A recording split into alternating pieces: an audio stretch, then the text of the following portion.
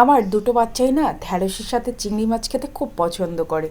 তো এই তরকারিটাই আজকে রান্না করব। আমি আবার আমার বাচ্চাদের প্রিয় খাবার রান্না করতে ভীষণ পছন্দ করি।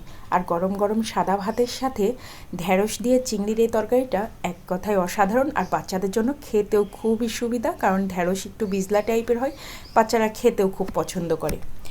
তো এখানে আমি ৩০০ গ্রামের মতো চিংড়ি মাছ প্রথমে খুব ভালো করে কষিয়ে নিয়েছি, ভুনা করে নিয়েছি।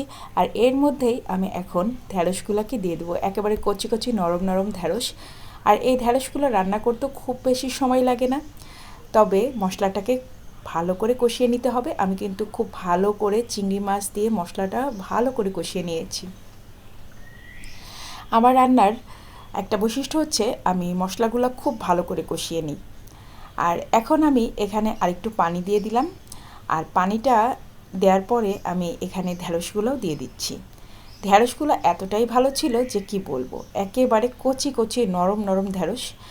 আর এই ঢ্যাঁড়সগুলো রান্না করতে খুব একটা বেশি সময় লাগে না। আর ঢ্যাঁড়স সবসময় এরকম নরম টাইপেরটাই খেতে হয়।